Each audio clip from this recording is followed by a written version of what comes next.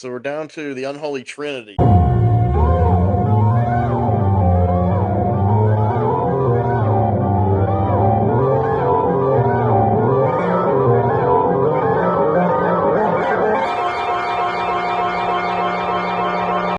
Hey, we're coming at you again from Deep Images, and I'm Henry Covert.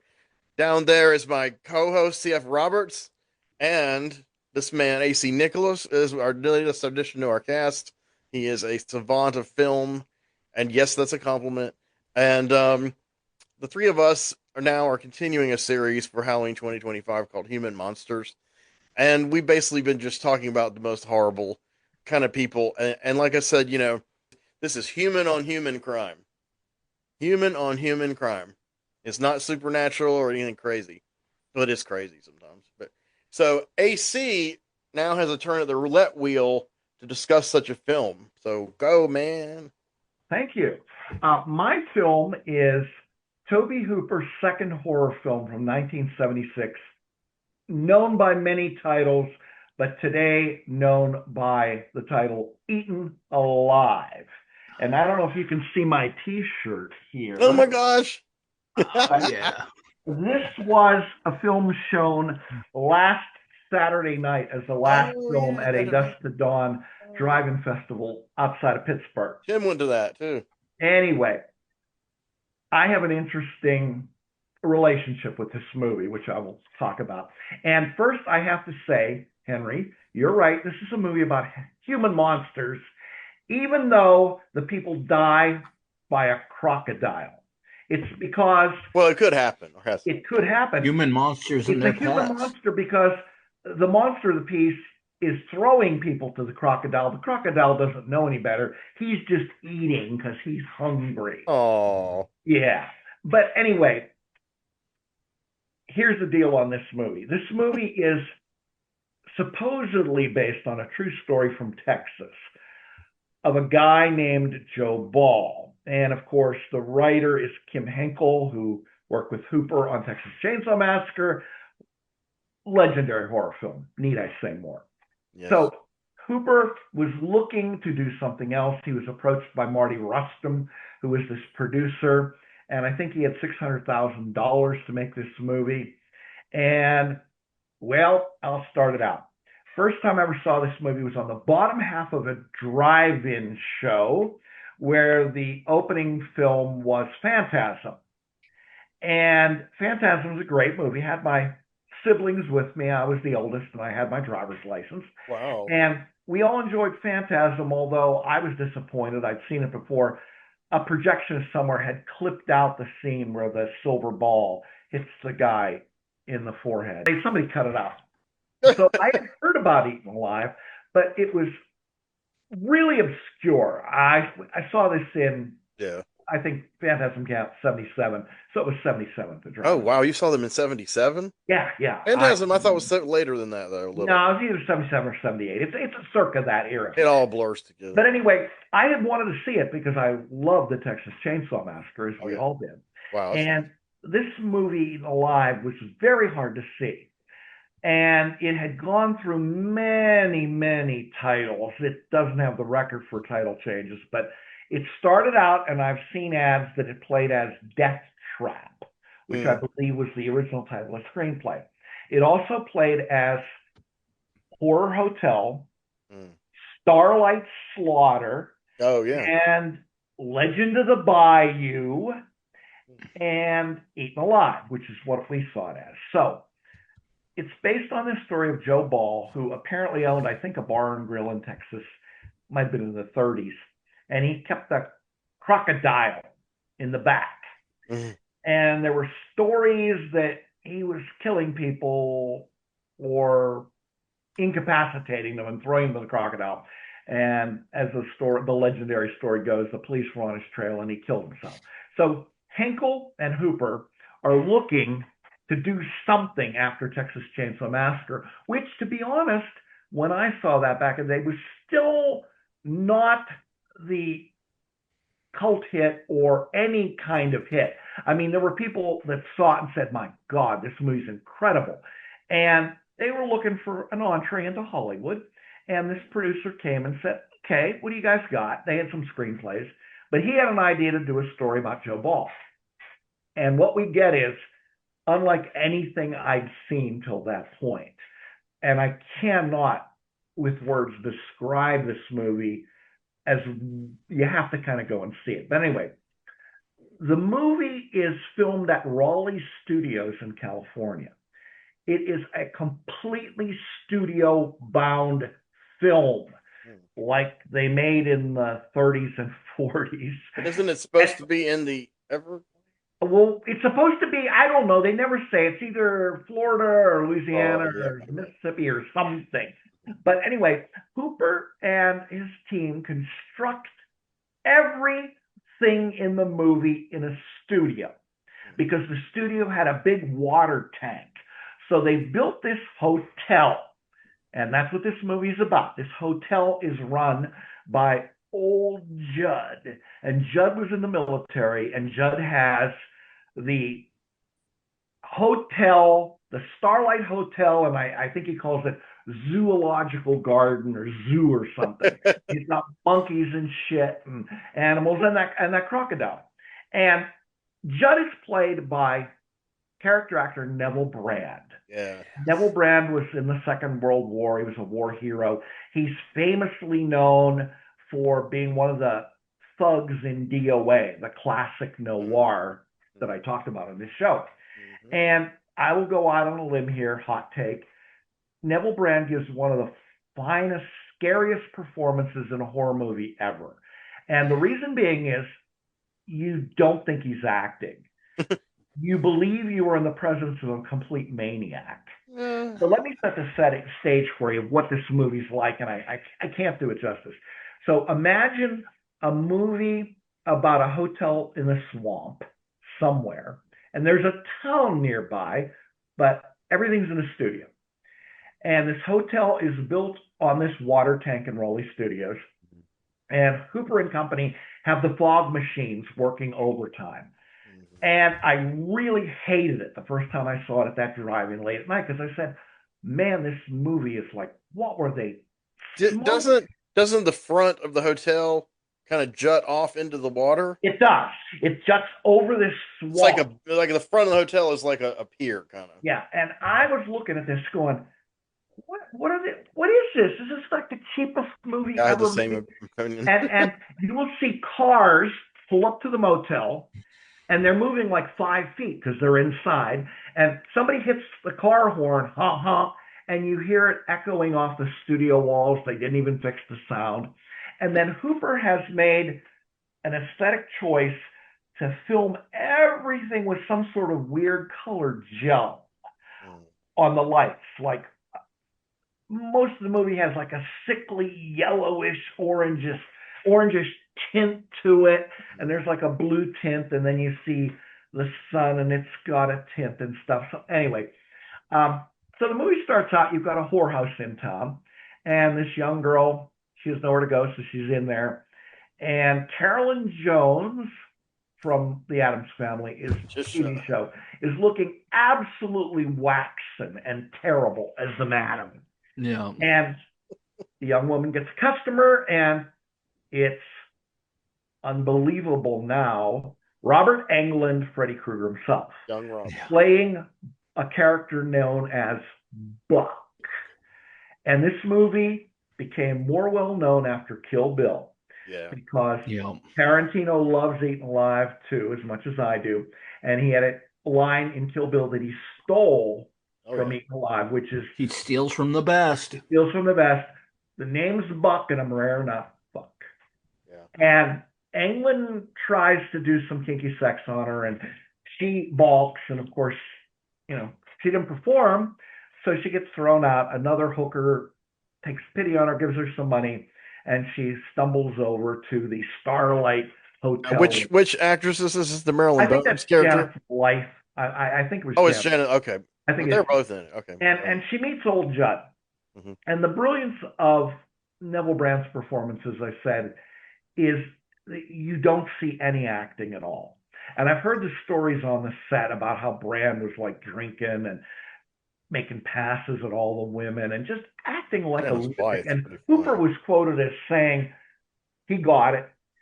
So Judd seems like an eccentric guy. He's got a peg leg, by the way, a prosthetic leg, because In real life or the character? I no, can't. in the movie, because the Okay. crop got it. The crop got it. And he Uh, was he was in the war. I think the Korean War, but anyway, weird and eccentric, but yeah. harmless. His motel's kind of, ramshackle and all that. And of course, she's going to wind up dead because Judd, some reason which I never explained, of all nights that Judd's had this motel, he decides to go nuts and start feeding people to his crocodile. Mm. And Brand is so committed to the part. I'm stunned. It is the best male performance in a movie that a lot of people don't like at all that I've ever seen. My female correlative of that would be Judy Gilson, or excuse me, Judy Geeson in Inseminoid, aka Horror Planet. Great Oh, performance. Geese. You mean the British actress, Yeah, Judy Geese? Inseminoid, Oh, terrible movie. But she's anyway, back to brilliant. Brand. So Brand is doing this, and Hooper is trying to do something here that I didn't catch the first time, which is he's setting up a world that you've never seen before. The Right. movie looks like, and I've seen it many times. I have it on disc. I love it. I totally turn around on it. It looks like a movie that's come up from hell, dropped in from outer space, or from another dimension, something. From hell. Because you've got the combination of totally artificial sets, a good cast. Carolyn Jones, Stuart Whitman plays the sheriff, and I'll explain other people that show up at the motel. And Neville Brand giving this performance, and you will see shot at weird colored gels. And Hooper does the soundtrack part of it, and the soundtrack is a combination of industrial or concrete Yeah, music. music concrete. Music concrete. It's very dissonant and scratchy.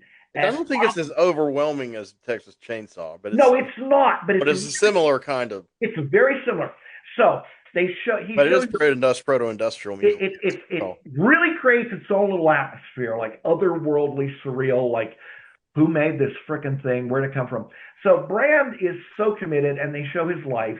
He checks the people into his motel, and he's sitting there rolling joints, and he's muttering to himself stuff like, "Gotta pay attention in the army. Gotta follow orders." And he's insane, Right. and he'll tell people about his croc, and he'll say things like, "Croc, croc, croc will eat a horse. Croc will eat you too, and croc won't die unless you kill it." And it's insane. And he's sitting there in his motel listening to the other part of the soundtrack, which is the weepiest, most morose country and western music you've Yeah, I ever remember heard. that. Songs that have lyrics like, "I can't go back to Texas because I killed an innocent man." So that's your Yeah, but he setting. stole his pickup truck, so come on. Yeah, that's your setting here. So the young woman disappears, and much like Psycho, because it's basically the same plot setup, her dad, played by Mel Ferrer, with Sheriff Stuart Whitman, come to look for her. Meanwhile, William Finley, the great actor in Brian De Palma movies, one of his Yes. Oh yeah. standby characters, shows up with his wife, played by Marilyn Burns, who is the famous last girl in Hooper's Texas Chainsaw Massacre. And Sally. they have a little girl, and they got a little dog named Snoopy. Oh, who plays And Soupy? No, I'm kidding. Go ahead. a little dog, I don't know, a little friggin' dog. So they get into the hotel, and I'll just say things go nuts from there because everybody's nuts in this movie. Finley starts to howl at the moon because the dog gets eaten by the crocodile. I'd be howling too about that. I mean, in a bad way. I'd be like, Brand kidnaps Burns, ties her to a bed, and she's a great screamer from the Texas Chainsaw Massacre. And he's trying to like sweet talk her. Finley decides he's got to shoot the crocodile. The little girl is there crying over her dead dog.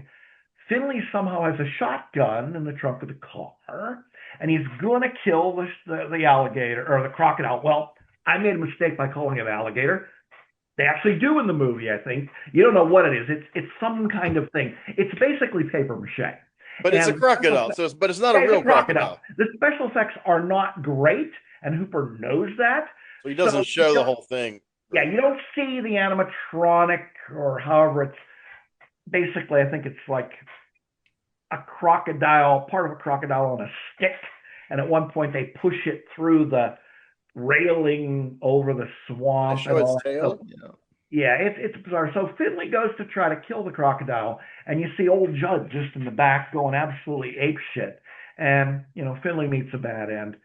Pretty much everybody meets a bad end. A little girl runs and hides underneath the motel, and, he's trying to get her out to feed her to the crocodile. And anyway, it's a movie that you have to see. As I said, the first viewing, I thought, wow, this is really terrible. It's a terrible sophomore effort for the great Tobe Hooper. And Yeah. over the years, you couldn't see it. It finally came out on DVD. It was playing on Cinemax back in the day, and people started watching it, and people thought, no, it's not really terrible because it's an intentional aesthetic. Hooper was trying for something here. He said surrealism.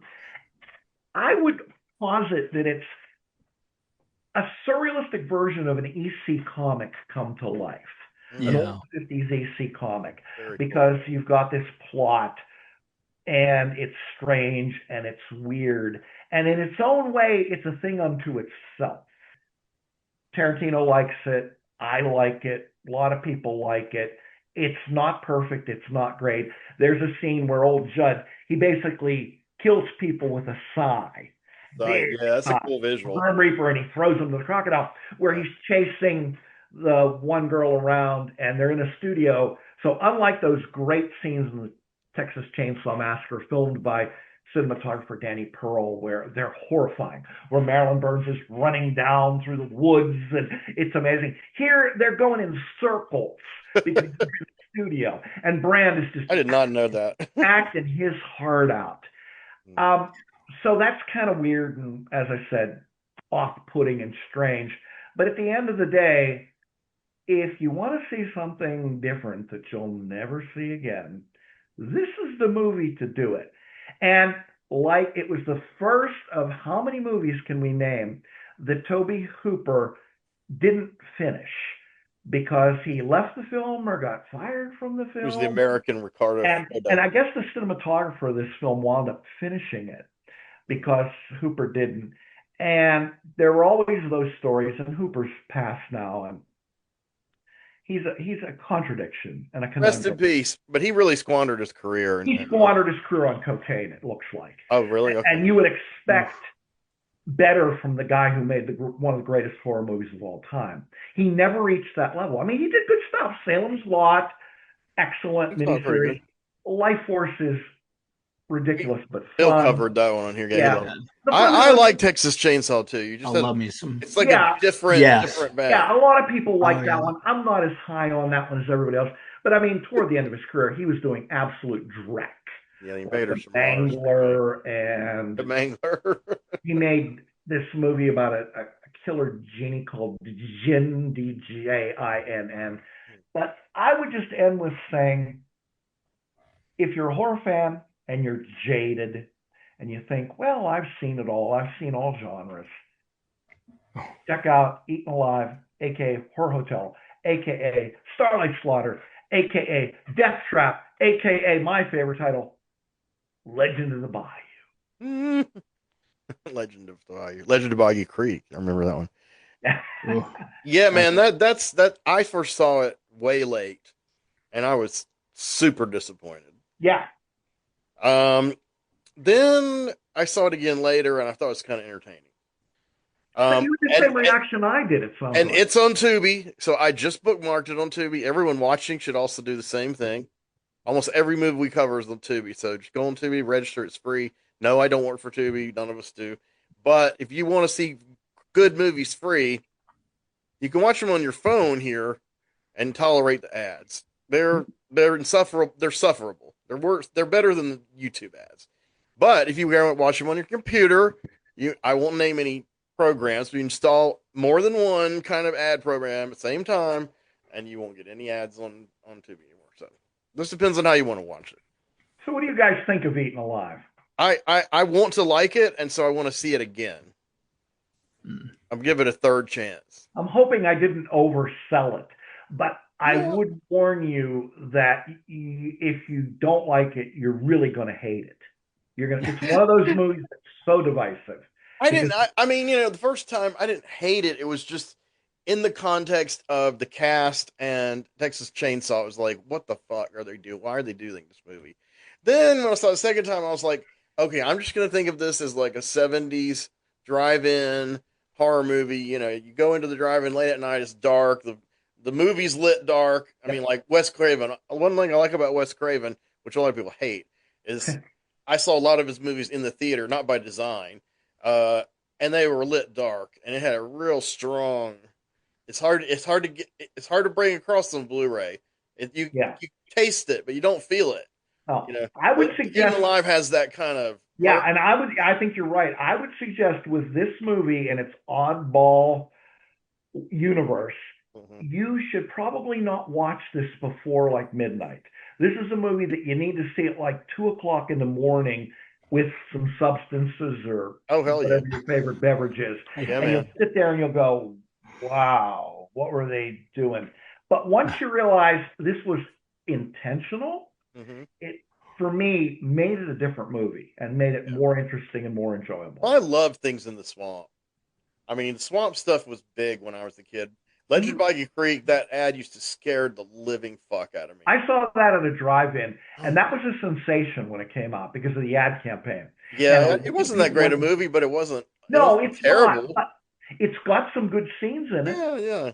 But I beat the I could hell agree out with the of set. Boggy Creek 2. The travesty Oh yeah, that's well, horrible. continues. there are two Boggy Creek twos, Uh, and one is better than the other because one was directed by Charles B. Pierce, the original director, and I oh, don't okay. think the other one wasn't, obviously. I So, mean, like Wes Craven, for instance, he was the right guy.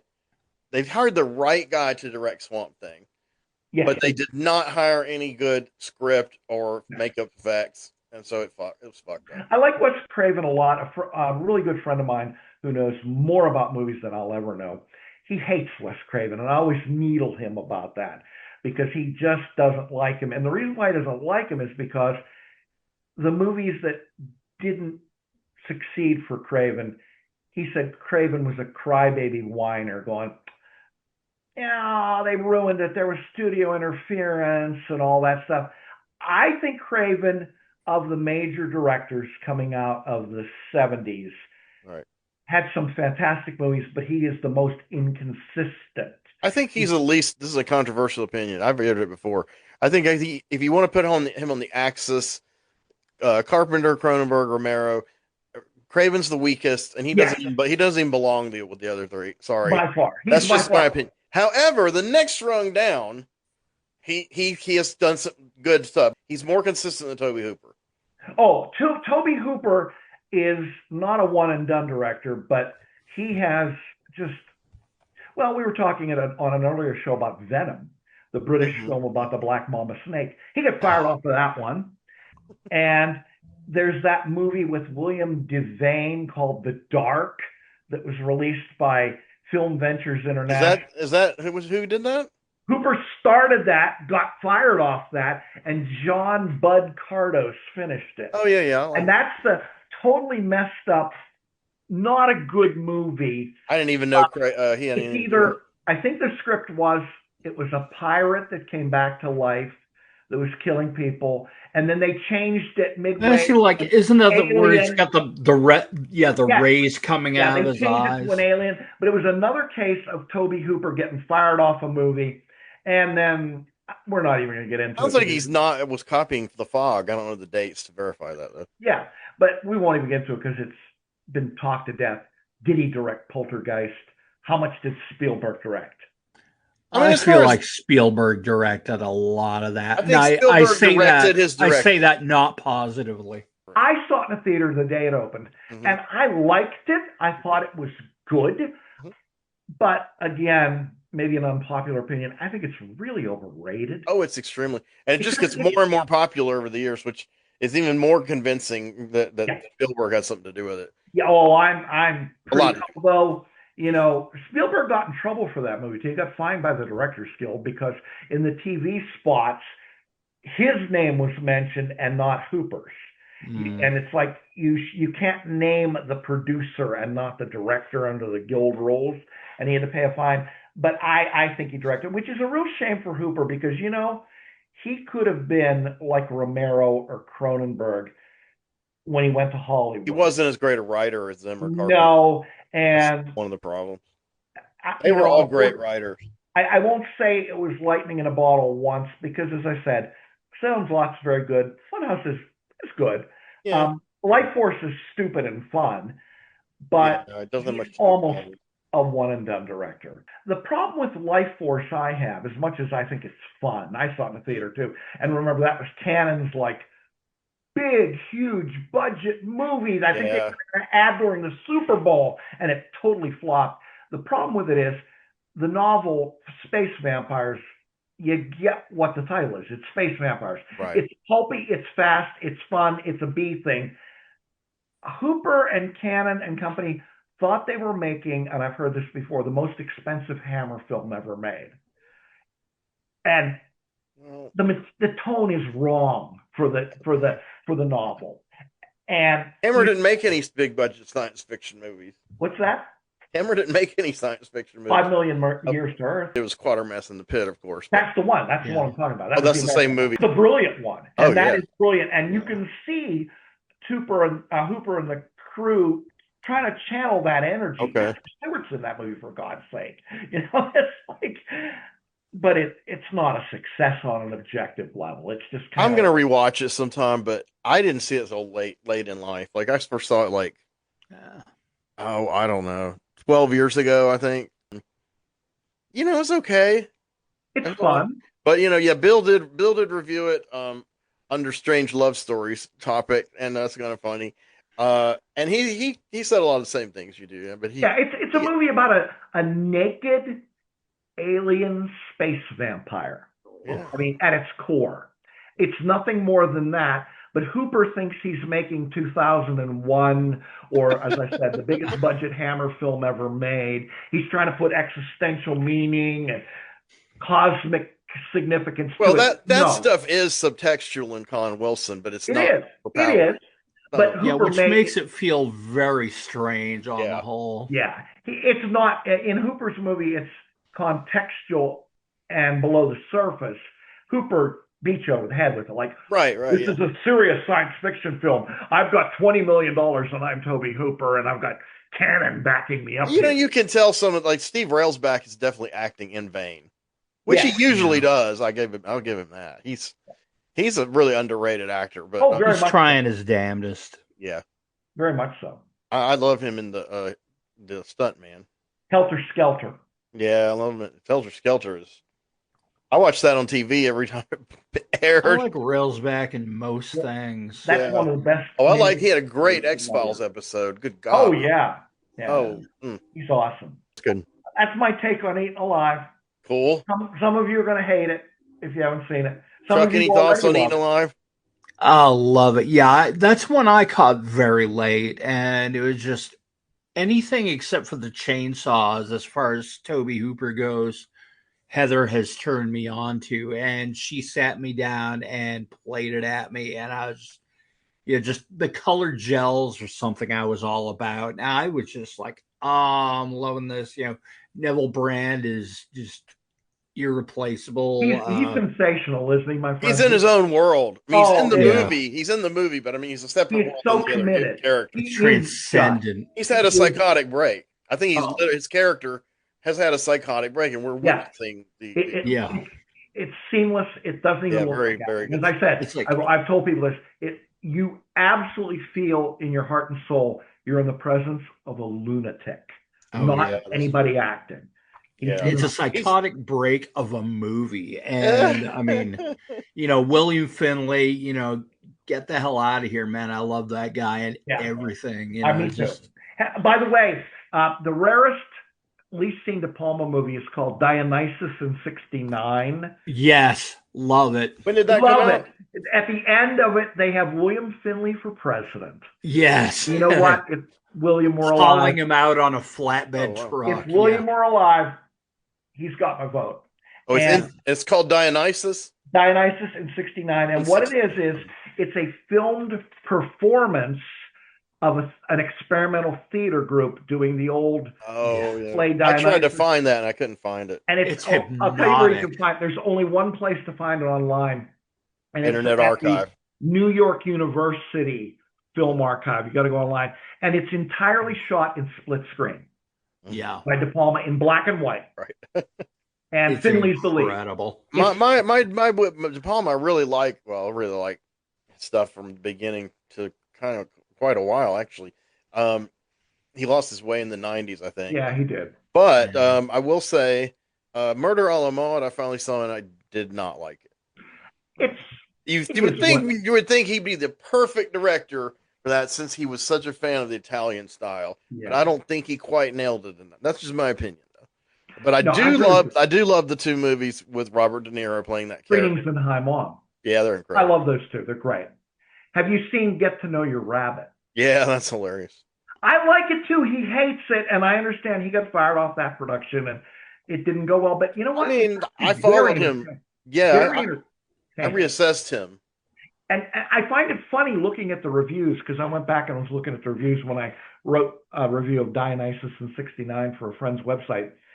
De Palma, according to Time magazine, was being trumpeted as the next great counterculture indie comedy director because he had Greetings from Wow. My Mom, and that's why he went to Hollywood and got Get to Know Your Rabbit, and then he made Did the Sisters. pivot. Right? Sisters, yeah, Sisters put him on Oh, the yeah. as a horror director. There was no turning back after Sisters, man. Oh no, He was a Yeah. motherfucker for a while. he did. Well, him and Argento. I mean, not just Argento. Him and the Giallo directors. They have a. Is it a parasitic or what's the word? Relationship. They kind of feed into each other. Yeah. Sometimes one copies from the other. Oh Sometimes yeah, like the scene in Dress to Kill in the elevator. That's the case of the Bloody Iris. right. Everybody thought it was Hitchcock. They thought it was an elevator replacing a shower, but you're Yeah, right. and what Mhm. the movie was called? What are the strange drops of blood doing on the body of Jennifer? Right. And I can't even remember the name of the director, but I will say it's one of the first Giallos I saw, and to me, it's like an archetypal Giallo because it has this elevator scene. It begins with that, jet set mod beat music that just really sweeps you up, and then Edward Finnick, and then just it's like got this great atmosphere. But I think My De Palma was a fan. my favorite story of De Palma, and I know De Palma has been telling this story for years and bullshitting, saying, "Oh, Argento, I think I saw Bird with a Crystal Plumage." No, no, no, no, Ooh. no. Nancy Allen, his ex-wife, tells the story because she auditioned to be in Inferno Mm. for Argento, and she told Brian because they were a couple, and she said he went, "Oh, he's really good." Ah. And then, of course, you see the movie that De Palma stole the ending of Tenebrae, where Daria Ooh. Nicolodi bends down and the killer is behind her with John Lithgow as the guy with the multiple personalities. Well, Tenebrae I remember, but I don't remember the. Oh, Oh, Raising Raising Cain. Cain. Yeah, Raising I haven't Cain, seen Raising Cain. that. So He absolutely stole that iconic ending yeah, Wow. for his movie. So yeah, you're right. It's kind of a parasitic. Tenebrae is so fucking good, man.